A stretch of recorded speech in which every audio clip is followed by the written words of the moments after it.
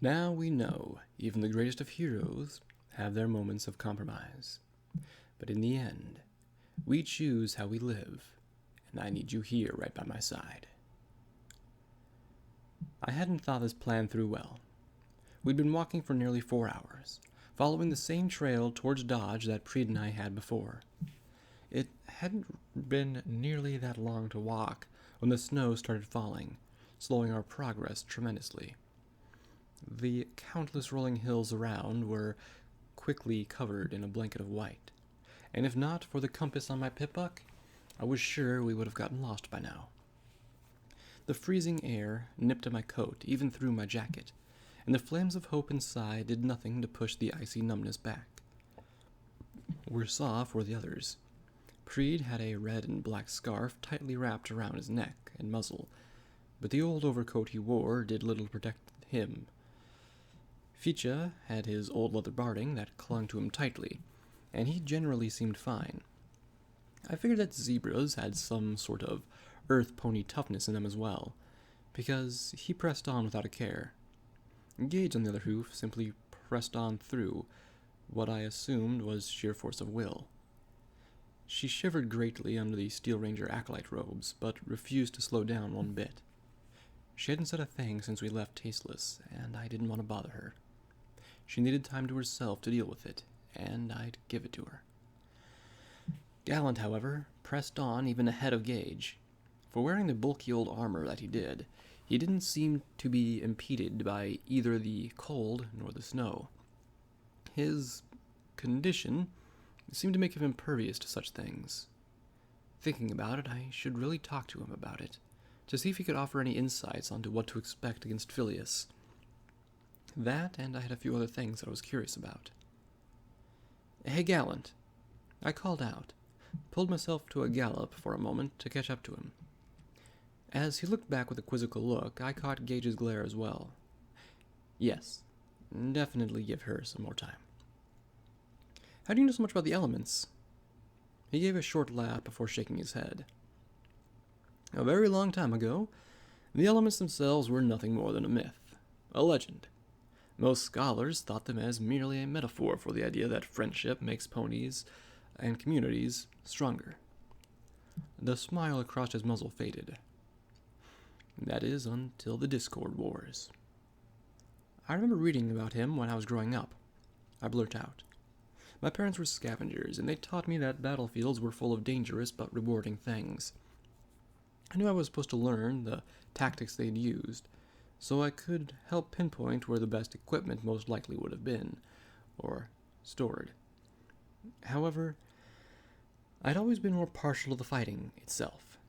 The brave warriors and adventurous heroes of old always held my interest more, which is why they turned towards giving me the Daring Do collection.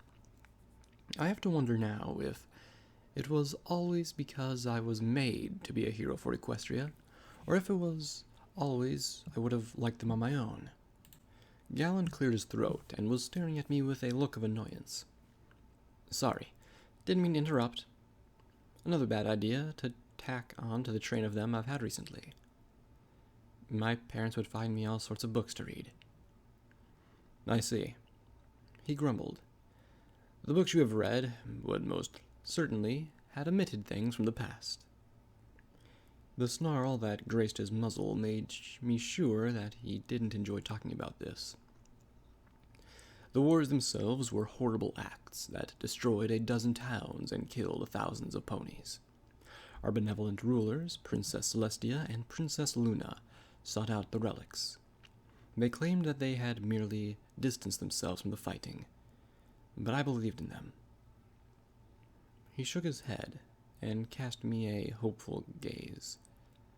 "They returned with the lost relics and used them to banish the god of chaos to a stone prison." "But weren't the relics lost again after that?"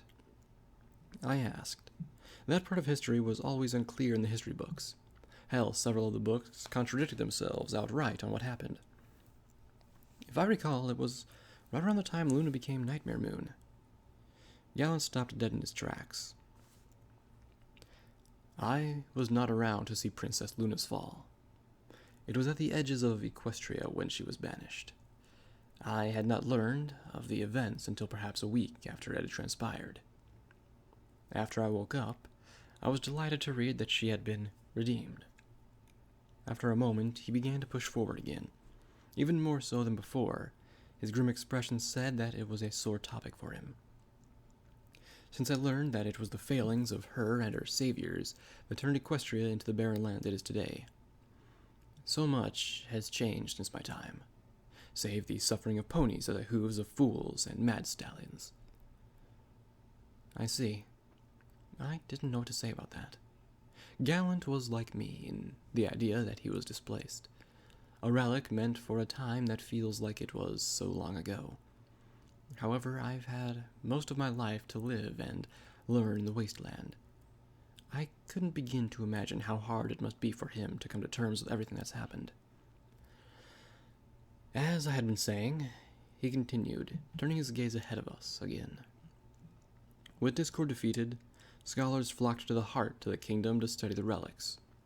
I, already ahead of the guard that time, had the privilege to study alongside Celestia's star pupil, Star Swirl. With a growl, he tensed up in his steps. However, it had all been a mistake. Why? I didn't know why I couldn't control my tongue. Maybe it's because Gallant is the only hope I have of knowing how Phileas works. Maybe it's because, to me, he's a living, breathing hero in the books that I've read. Or, more than likely, I was just trying to forget the events of today, and what it's cost us all.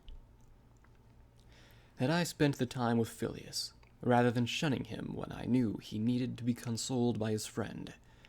He looked over to me with sad eyes. He may not have fallen into the darkness like he had. Whoa. I sputtered out. Without hesitation, I trotted in front of Gallant and stopped him. I don't believe that. You can't change a pony like that. Not from who they are. Believe me, if I was destined to bear this power, then Phileas was destined to be the one who he is as well. You're wrong. Preeti's called up to me. I keep forgetting how amazingly good his hearing is. I've been around a long time, and I've seen many things over the years. I've watched as ponies' destinies have changed through their own actions, affected by those around them in the process. As I was about to object to that, he raised a hoof. Let me pose a question to Gallant. How many who fought in the Discord Wars were soldiers, and how many were civilians? Gallant gave a prompt response. The guards' ranks were bolstered with ponies taken from towns around the burnt of the conflict. That's not what I asked. Preetius said with a dismissive wave. Of those you took, how many were destined to fight on that field?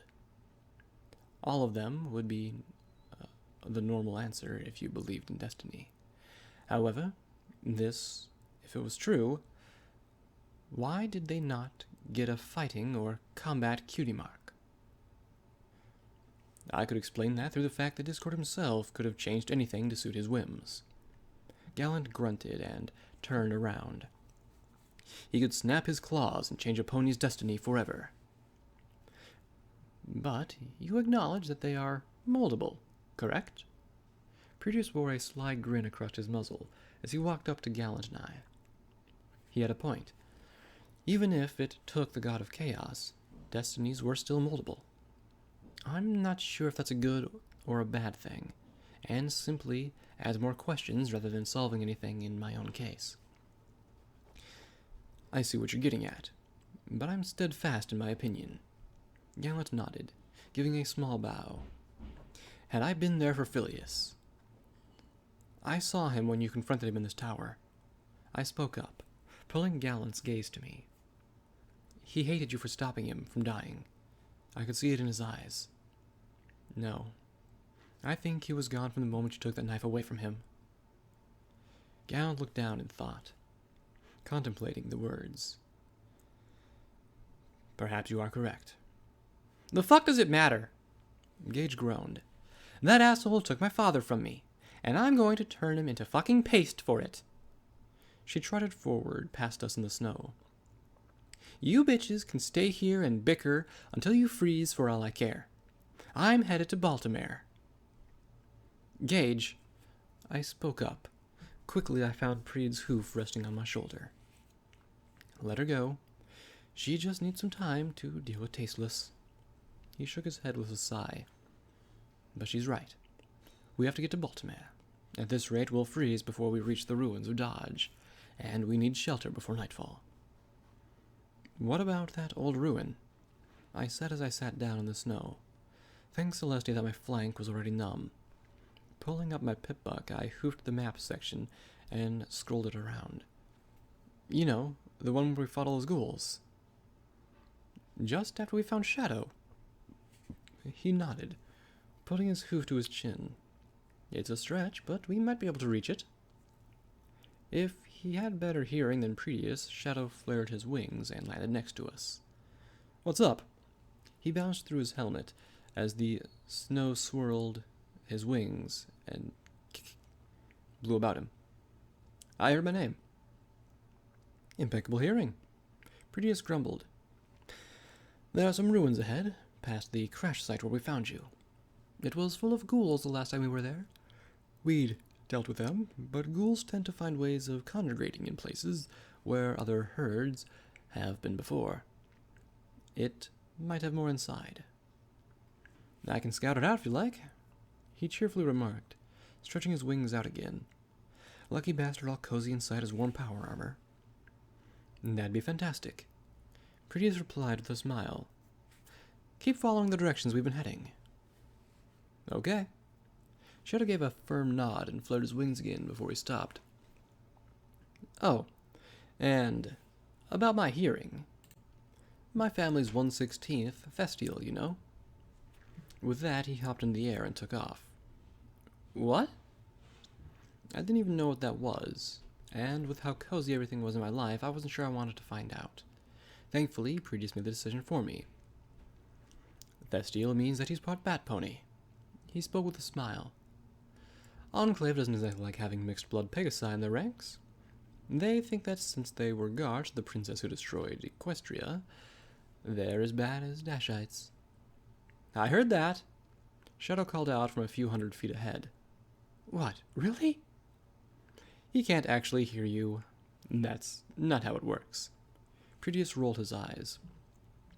Though I know your fear when you say he's such a lousy lay. What? I snapped at Previous. He gave a giggle and I hit him hard on the shoulder. I never said that. Case in point. He pointed ahead to Shadow, who didn't even acknowledge him. You wouldn't believe how many times I've seen a Dashite use that on some pony. He rolled his eyes, ending with them glued to me with a smile. And you wouldn't believe how many climbed into bed with them right after. Oh, please. I knew that Shadow was fantastically sexy, but what I had with him was more than that. He loved me because... well, I think because I saved him. But that couldn't be the only reason, right? I mean, I loved him because... he's exotic. And that's what makes him so fascinating to you. Prettiest sounded so sure of himself. If we could have found a hot air balloon somewhere, we could use all that hot air that's supposed to be his ego and fly to Baltimore before sunset. Particularly why he's so into you. What? Like you know anything. I grumbled, trudging through the snow. Prettiest knew a lot of things, but I'd be a fool to think he knew everything about everything. Think about it. Prettiest wrapped his hoof around me and pulled me close. All he'd ever known were other Pegasi, and the few unicorns that are still rumored to be up on the clouds. Really, Preed? Floating unicorns. Maybe that curse you have is driving him crazy, instead of just angry. And here you are. No wings, no horn. This is getting far too degrading for me to tolerate. Yeah, you should try it sometime. I reached up and flicked his horn with my hoof. Give me a hacksaw and I can help with that. But I'm serious. Prettiest sighed. I meant what I said, Storm. You're the best friend that I've had in a while. I'd just hate to see you two only enjoy each other's company because you both find each other to be mysterious. A lasting relationship goes deeper than just that. I know that, Preed. I sighed, thinking back to my time with the elements. Shadow wasn't just loyal at heart. He was loyal to me. He trusts that I'm the only one who can get us through this, and I know that I can trust him to be there. Looking over to Preed, he had a curious look on his face. Don't give me that. I know what I feel. It's more than just curiosity. I shrugged off Preed's hoof and nodded softly. I can feel it in my heart, my soul, every fiber of my being. It all points to him. Looking to Preed, I saw him give a sad look, but a nod. He's the one I'm meant to be with. So long as that's what your heart tells you, then it's a good enough answer for me. He smiled a sad smile and looked up towards Shadow. I've lived to watch too many bad relationships explode to see any more. So, if that's how you feel, you need to promise me that you'll do everything in your power to make it work with him.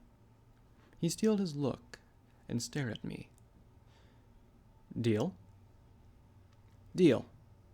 I nodded and looked up to Shadow. For better or worse, I'll be there for him. The light snow that had started falling a few hours ago had steadily ramped up into a blizzard. The fact that night had fallen on top of that didn't make it any easier for us to see. I was glad that we'd found the highway the first time we came along this way, because if we hadn't, I'd have gotten lost in the blanket of white that coated everything. Without my Pip-Buck assuring me that we were on the right trail, I'm certain that we'd wander in circles in a storm this bad. However, knowing where to go didn't make the air any less frigid. Sometime, about 20 minutes ago, I stopped feeling just about everything on my body. The weather had gotten so bad that even Ficha looked like he was starting to succumb to it.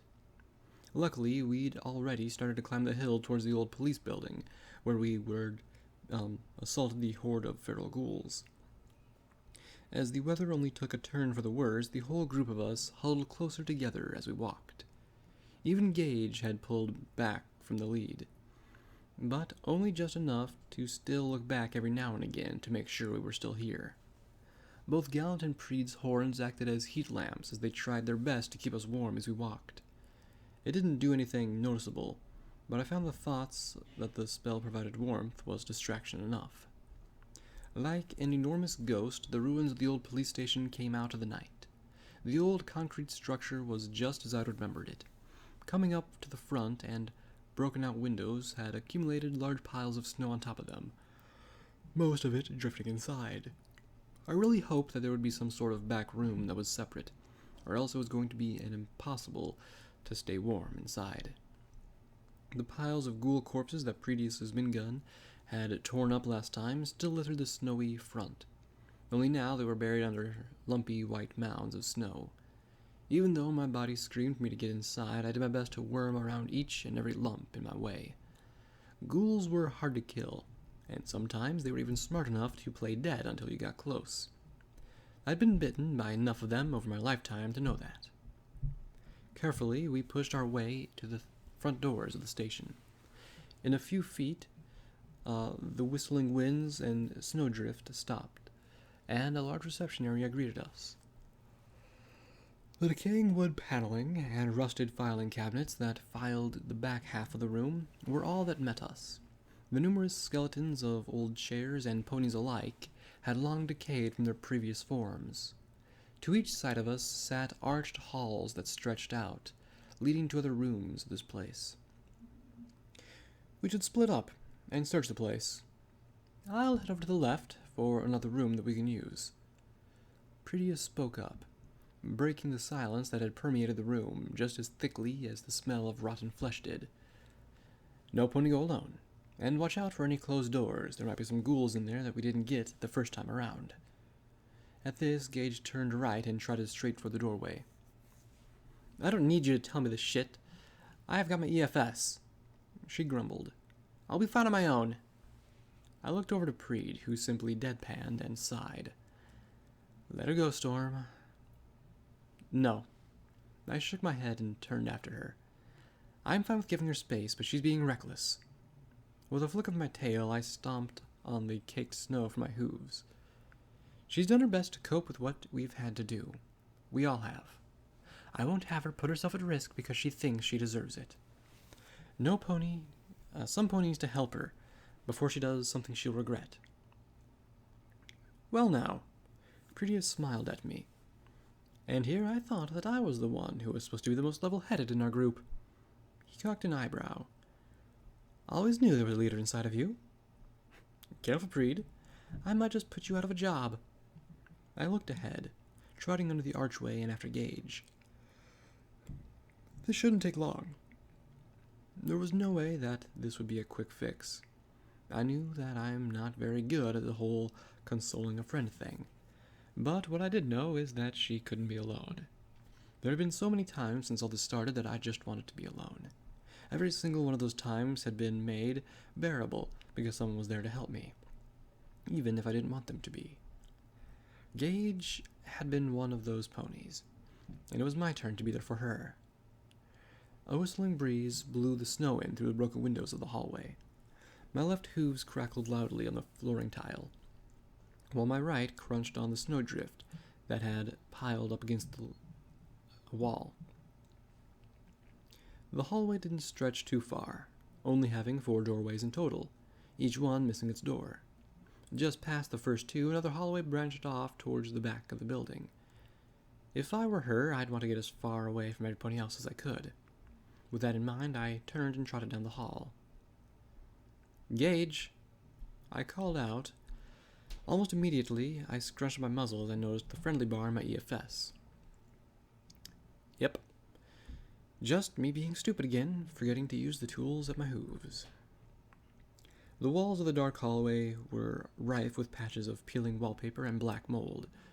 More than a few of the wooden upper support beams that stretched across the hallway had little white mushrooms growing out of them. This place was a health risk even without the ghouls. Almost as, when I thought of that, another bar popped up on my EFS, next to Gage. A red one. Shit! Gage! Pushing myself forward at a gallop, I ran down the hall towards her. The closer I got, the more precise or peculiar hissing met my ears. It changed into a wild snarling as I slammed my hooves on the tiles, pushing myself forward towards the center of the hall. I did my best to dig my hooves down against the tile in turn, but instead I ended up sliding across the dusty tile and right into the far wall. There was a sharp snap as some of the old wood in the wall gave way, and a burst of dust shot out from the hole that it made. With a grunt, I shook my head and coughed a few times until the dust cleared. I'm fine. Gage grumbled just loud enough to beat out the growling. Opening my eyes, I found Gage sitting in front of me, facing a large pile of rubble that blocked up roughly half the hall. In said rubble was a trapped feral ghoul. It was pinned under a piece of the concrete roofing that had collapsed into it at some point. Its forelegs were twisted and broken, and the rest of it had various pieces of rebar and wood impaling it to the pile. It couldn't escape, but it didn't stop it from wildly growling and snapping its rotting jaws at Gage. You're far from fine, I replied, slowly walking towards her. Why can't you just leave me alone? She grunted, turning away from me as I approached. I reached out my hoof for her, wanting to turn her around so she could look at me. Why did I have to go with you? Her voice wavered, and I froze where I was. Diesel's right. I'm a fuck-up, and I should have listened. Gage, you couldn't have known. I didn't know how to make her see that it wasn't her fault. None of us knew. What? That leaving with you would have killed my dad? She snapped at me. I should have stayed in camp and followed orders. If I wasn't just some stupid fool who still wanted to have some adventures and rebel against her brother, then everything would have been all right. Dad would be all right, and Tasteless, you would have... I tried to say, only to be interrupted when the snarling ghoul decided that howling next to was the best thing to kill us.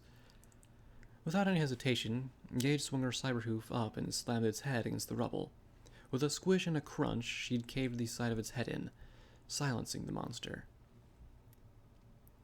You would have never met her. So? Gage's tone had lost all of its anger. At least she'd still be alive. And you might not be. I took her lowered tone as a chance to get a little closer. If you didn't go with us, you might have been back at that base, right? My words made her cringe. You think that's a good thing? The seething anger as she'd crept back into her words. Following them, she turned around and glared at me. Like me, being alive is worth all those who died there? My home, my friends, all gone. But hold on. It's worth it because I wasn't there to die with them. She snarled at me and shoved at me with her forehooves. Fuck you, Storm. I'm not saying it was worth it, but that you're alive because you met me. I snapped back at her. You should be thankful for that. What do you want, a medal? She got to her hooves and shoved me again. I backpedaled for a moment before standing firm. Why can't you just leave me alone? Screaming at me, she slammed her cyberhoof into the floor again, causing the tiles under it to crack. I want you to hate being alive. I screamed back. You need to hate it, and wish that you were dead so you can realize that you need to move on. I too stomped down, and when I did, the blue flames from inside flared around my hooves. I need you to realize that you're better off living, because if you die, then their deaths mean nothing. It's not that easy. She whined, sitting down hard. With a sniffle, she slumped back against the wall behind her. You might be strong enough to do that, but I'm not. I'm just the mayor who gets those she loves killed. Sitting down hard as well, I laughed at the notion. You think I'm strong enough to deal with it?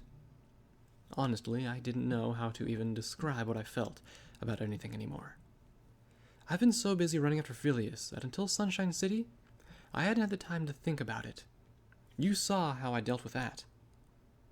Yeah, but you've got everybody else around trying to help you. She looked up at me with tears in her eyes. You have Shadow, while I... With a whimper, her words died in her throat. I know it's hard, Gage. Losing someone you love. It isn't easy. With a groan, I pulled myself to my hooves. The fire inside me grew as I approached her. I don't know if it was that or just being away from the snow, but I was starting to feel my body again. You don't know this, but I lost 2 ponies who I liked a few years back.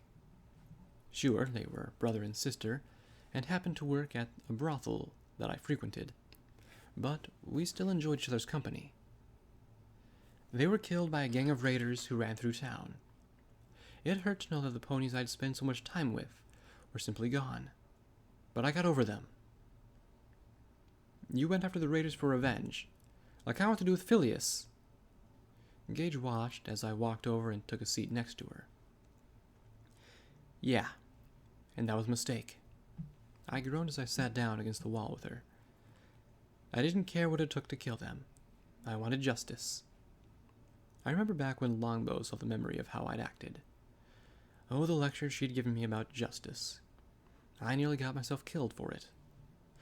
Looking over to her, I found that she gave off a pleasant, flickering warmth. I think it was hope returning to her, growing as I sat with her.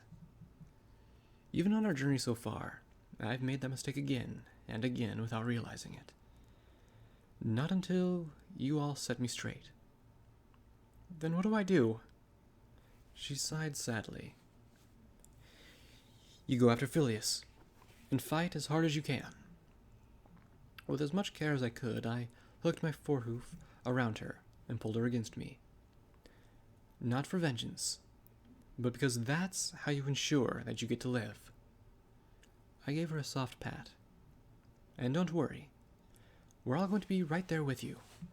I spoke softly as she leaned herself against me.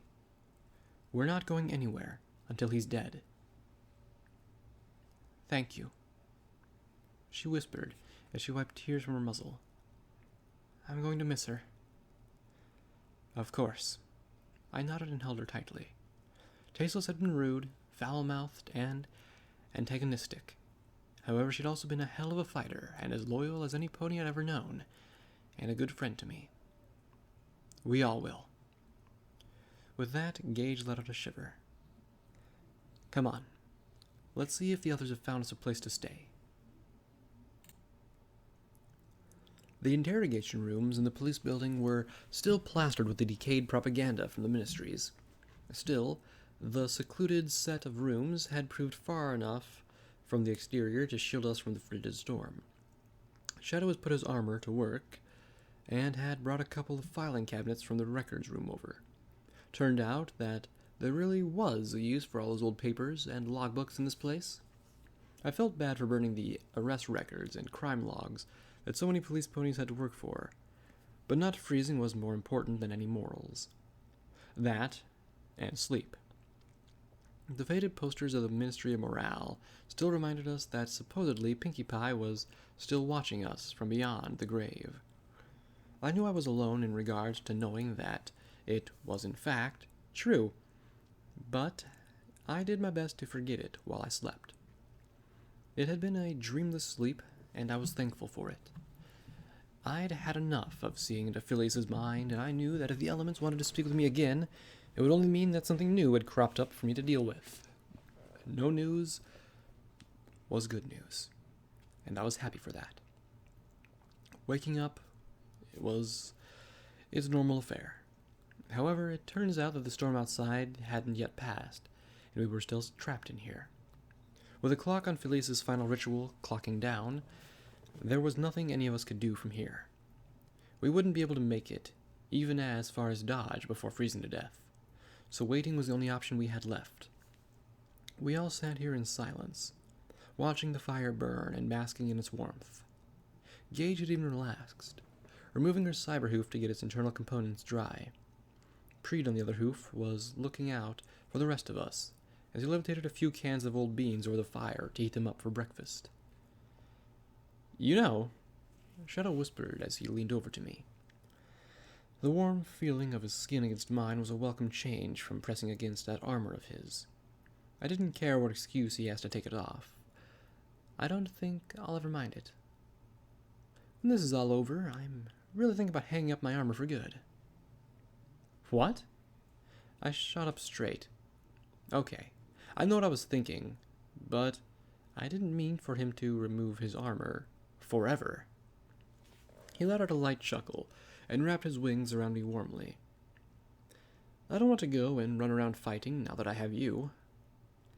His smile was warmer than the fire next to us, and I could feel the flames of hope raging in his chest. I just want to be there for you. For you. For our family. That made me freeze. Family? I laughed nervously. Goddesses, I hadn't really given that any thought. This was awkward. I'd never really seen myself slowing down like that. How could I, when the only way to live in the wasteland was to work? I didn't even think I'd have time for a special sun pony, let alone to even think about having foals. I'm not sure that's a good idea. Shadow looked shocked, hesitantly opening his muzzle. What do you mean, Storm? Don't get me wrong, Shadow. I love you. I looked up at him, watching as I could almost see myself crush the very dreams in his head.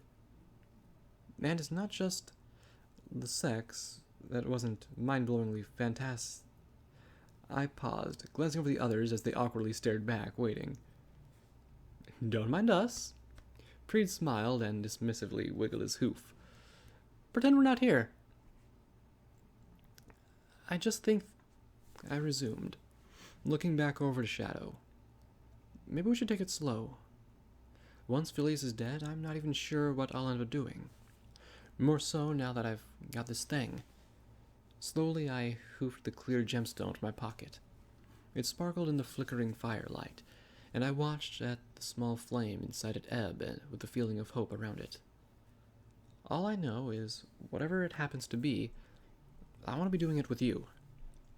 I looked back at him, just in time to find his muzzle planted firmly against mine. The kiss took me by surprise, but my body knew how to react. With a firm grasp, I wrapped my hooves around him and pulled myself closer. "Just as a heads up, Storm," Ficha chimed up from across the room. "If you want to do whatever with him tonight, then I'm ready and willing to help." His smartass comment normally ruined the moment, but I felt too good to let it get to me tonight. "You know, let's make it a party." With a flash and an arcane snap, Galleon popped into the room next to Ficha. With more effort than any pony should have put into it, Ficha screamed like a filly and scrambled across the room. Gallant didn't look all too impressed with Ficha's reaction, and dropped an old duffel bag onto the floor by the fire. "This is all of interest that I could find. I'm sorry." He sighed as he sat down. "Let's see." Pulling the duffel bag closer with his magic, Pretius started pulling things out. Junk, junk, junk. From out of the sack, he floated out a couple of rusted staples, a broken firelight, and a paperweight.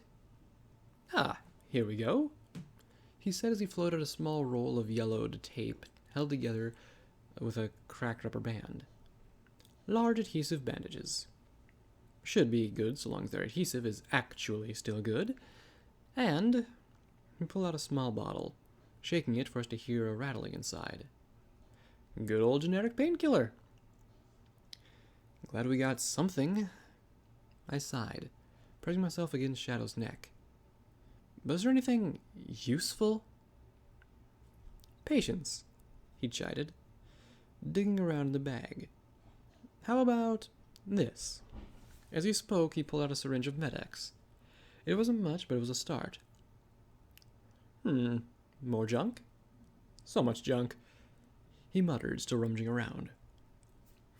"There's still much I don't yet understand about this place." Gallant grunted. "Equestrian technology has changed much since my time. It is a lot to comprehend." "Oh, it's quite all right," Pretius said as he streamed most of the rest of the duffel bag over his shoulder into a pile in the corner. "For example, this is useful." He held up one of the miniature souvenir guitars that came from the Merwai Islands. We've always seen a bunch of them around, but without any pony being able to actually play them, they were normally just more wasteland junk to forget about. "Ah, yes." Gallant gave a laugh. "It reminded me of the lutes that we played back in my time. I had hoped one of you might know how to play a song so we could be entertained for a little while." "Nope," Pretius said with a smile. Without any hesitation or remorse, he tossed it into the fire. "But it'll burn for better than most of these books." I wanted to say it was funny to watch as such a common item was destroyed, as it destroyed Gallant's expression, but I only felt bad. He'd been through so much, and to be plumped back into all the wasteland, of all places. And lastly is the bag. We've got 3 rounds of 10mm, for which no pony has the correct gun to use them in. Gallant simply sighed. "I'm sorry, I couldn't find anything of use." "Hey," I called over to him, pulling his glare to me. "You do understand that we know how hard it must be for you to adjust to life out here." As his expression darkened, I think my words hadn't had the effect I wanted. "Come on, Storm. You're a leader now. You can at least say something to cheer him up." "Gallant, I wanted to say thank you for saving us earlier." "Save it," he grunted, his horn glowing. "I don't ask for your pity, so spare me from it." He looked around at us. "I know that you mean well, but I just have to try harder to understand." With a determined look, he stared right at me. "I will return with something useful." With a flash, he popped out of the room again. "Regardless," Pretius said with a tone of sadness, "unless we have more food, this is all we have." He looked over to me. "That storm needs to clear up soon, or we might not make it to Baltimore at all." Oh, I wouldn't worry about that. The bright and overly happy voice of Pi chirped up from Gage's pip-buck. Also, I'm back, every pony. Pi? Both Gage and I asked at the same time. You're back? Gage snorted, pulling the pip-buck portion of her leg closer to her. Where have you been? Oh, nowhere in particular. I just latched onto a sprite bot that you all passed by yesterday. She sounded more full of herself than usual, pride bleeding from her words. It would be easier to know if it was, had Gage held in her pip-buck out for me to see what color she was. I was really starting to miss having her around. You commandeered a sprite bot. Gage scrunched up her muzzle. Oh, of course not. Pi giggled. I couldn't get anywhere with just one, so I commandeered 37 of them. That's great, but you're not getting to the point. Prettiest jumped in, as on the ball as ever. Why did you go about doing that? Because I need to find Miss Harmony, duh. Pi sassed at us. With the sky cart gone, I thought you could all possibly use a ride. She should be arriving here this evening. Prettiest looked confused. How is she traveling so quickly? She's using Short Staff's motor wagon. I gasped and laughed. Goddesses, Pi. I could kiss you if you were back in my pip-buck right now. Me? Gage asked. Why? Well, I love hanging out with Sis and all.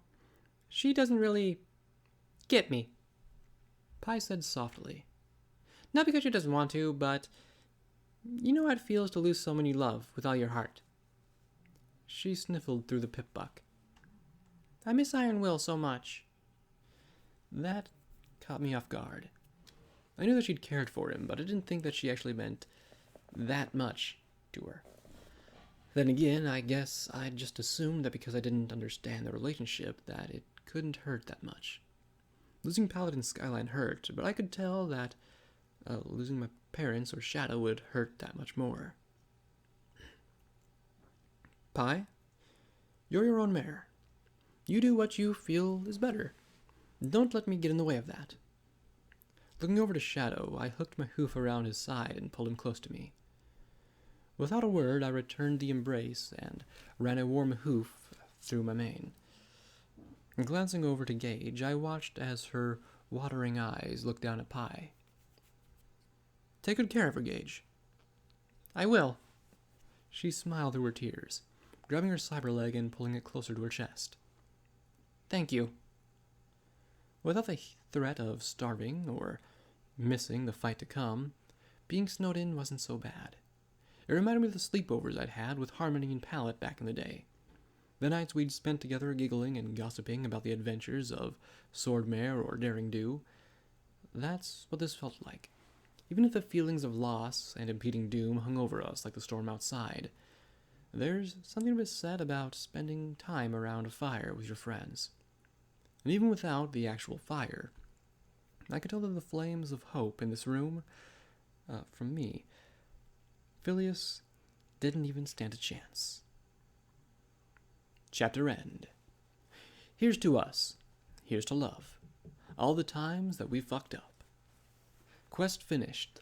The little things. Quest started. The little things. Levels earned. Perks earned. Friendship never changes.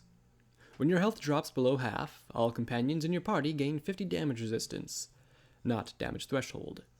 This means companions will ignore half the base damage of any attack they receive. Friendship never changes, will remain active as long as your health is below 50%, so the effect can be thought of as a sustainable